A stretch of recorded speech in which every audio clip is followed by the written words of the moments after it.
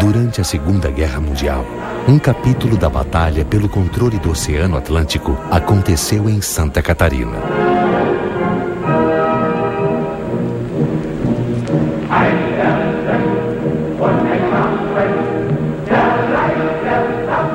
Em 19 de julho de 1943, chega ao fim na costa catarinense a última missão do U-513, um submarino alemão que afundou vários navios mercantes, comandado pelo famoso capitão Guggenberg. Fritz Guggenberg, ele é considerado um as dos submarinos porque ele afundou mais de 50 mil toneladas. Isso levou Guggenberg a ter um esplendor maior do que de muitos colegas dele. E ele levou o comandante Guggenberg a receber, além da Cruz de Ferro, as palmas de carvalho que adornam a Cruz de Ferro. O comandante Guggenberg tinha 28 anos, já era um as. Os mais velhos não tinham 30 anos. E os marinheiros também, 18, 20 anos, eram jovens. E havia também assim, um amor, um fanatismo, uma motivação muito grande. Da estratégia da guerra, o alemão precisava tirar aquele esforço americano e inglês que estava ocorrendo no Atlântico Norte. Então, a melhor maneira, quer dizer, que o americano fosse obrigado a dividir suas forças, seria espalhar a guerra por todo o mundo. Então, sai submarinos da Alemanha vindo atacar aqui navios mercantes no Brasil para fazer com que os Estados Unidos, na ocasião que era a melhor marinha, né, deslocasse navio e, evidentemente, enfraquecesse o Atlântico Norte, que era o alvo principal do Hitler, né? Karl Dönitz tinha dito a Adolf Hitler que precisava de 300 submarinos para colocar a Inglaterra de joelho em uma semana. England helfen zu können, muss eines auf alle Fälle wissen. Jedes Schiff, ob mit oder ohne Bezeichnung, das vor unsere Torpedorohre kommt, wird torpediert. O Hitler demorou a atacar o Brasil porque ele achou que haveria a possibilidade de fazer uma aliança com o Brasil, que o Brasil ficasse neutro como ficou a Argentina. O almirante Karl Dönitz, que foi o comandante da Força de Submarinos Alemã, quando em 42 eles viram que o Brasil estava perdido para a diplomacia alemã, recebeu ordem de Adolf Hitler de hostilizar o comércio naval brasileiro. E ele mandou uma flotilha de submarinos para cá a fim de destruir o nosso sistema de navegação comercial. Esses afundamentos é que geraram uma manifestação popular muito grande em todo o Brasil e principalmente no Rio de Janeiro, que era a capital da República, obrigando o Getúlio Vargas a declarar a guerra em 22 de agosto de 42.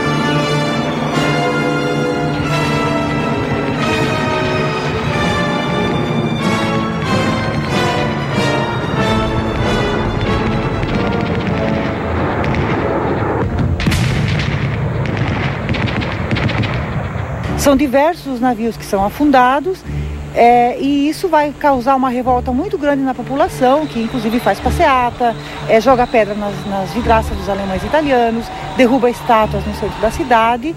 Há um medo generalizado e, ao mesmo tempo, uma comoção muito grande, né? Houve a exacerbação de ânimos nacionalistas por parte dos brasileiros e houve a legítima oposição do povo brasileiro contra a barbaridade que a Marinha Alemã cometeu contra os nossos navios indefesos, nas nossas águas, singrando um mar que sempre foi nosso, ao qual esteve aberto também a navegação alemã. Então a polícia política constrói essa comoção. Eu quero lembrar que nós estamos no governo de Getúlio Vargas, na interventoria de Nereu Ramos, que eles têm uma política de provocar o medo. E essa repressão, ela tem várias facetas. Ela acontece dentro das empresas, onde todos os empregados alemães passam a ser vigiados e muitos são demitidos pelo simples fato de serem alemães. Muitas poupanças de descendentes de alemães, italianos e japoneses são confiscadas. Terrenos são desapropriados.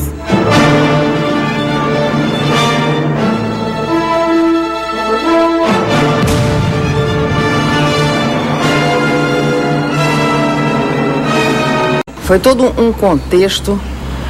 O governo nacionalista de Vargas tomou esse rumo, não é, em função das circunstâncias, e de repente houve uma exacerbação desse movimento nos estados de um maior contingente de imigrantes alemães, digamos assim.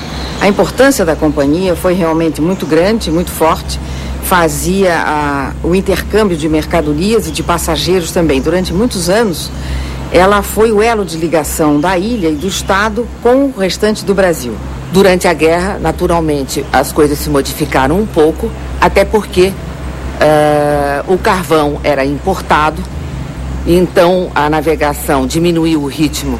Seu trabalho foi vendido um navio, o Meta, e ficou apenas o Karl Repke, o Anna e o Max e todas as barcaças, mas trabalhando num ritmo diferente. A companhia, como sendo de um fundador que era nascido na Alemanha, como tantas companhias brasileiras, ela sofreu uma série de boicotes, que hoje é um fato histórico. Durante a guerra, as companhias que eram de descendência alemã sofreram bastante revés.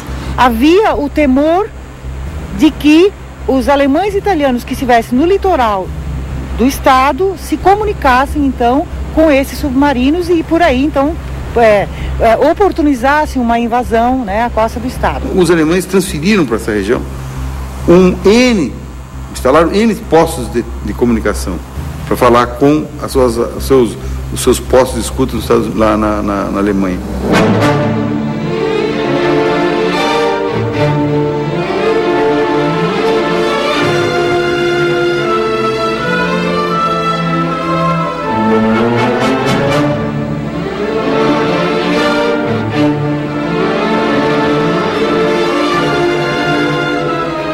Machão naquela época era deserta, né?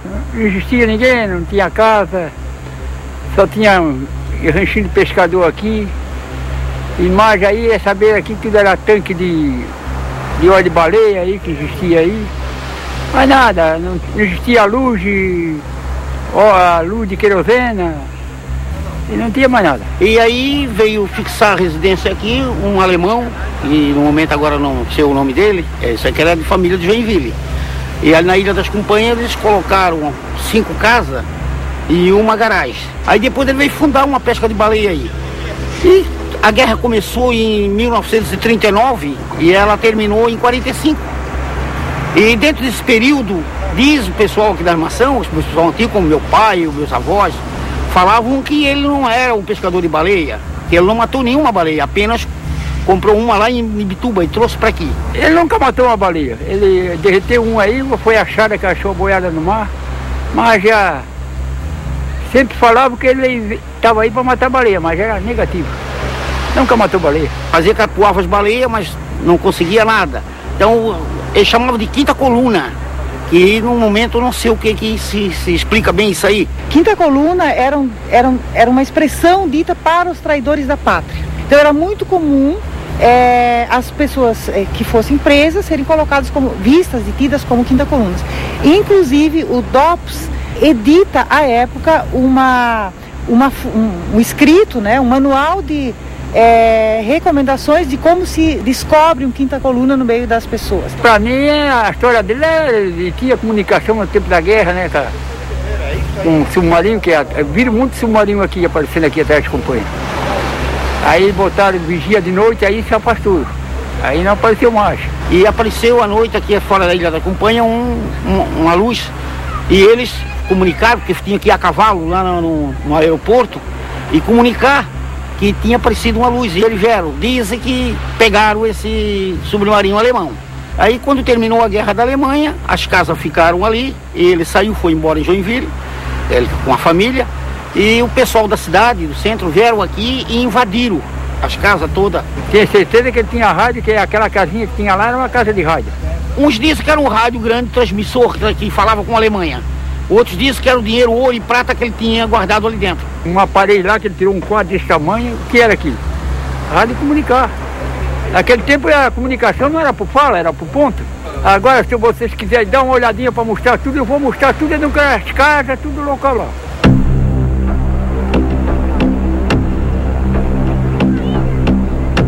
Aqui, que era a casinha, essa casinha que nós falamos que ele tinha alguma coisa aqui, e ficava bem em frente pro mar.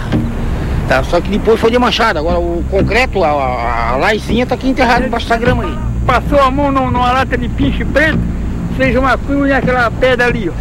Uma cruz grande preta. Aí eu disse, nunca mais eu vou botar o pé aqui. E durou um bocado de ano aquela cruz feita até sair aquele pinche da pedra.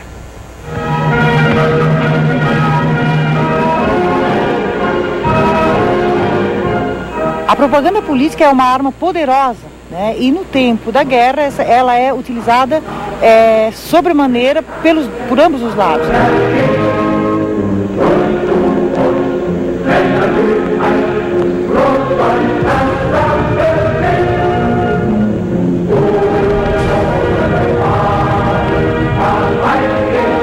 O avião atacou aqui e as bombas caíram aqui.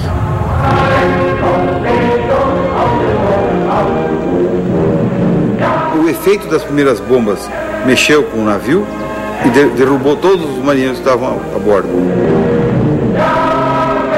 Maio a julho de 1943, simplesmente a força submarina alemã foi extinta dos mares.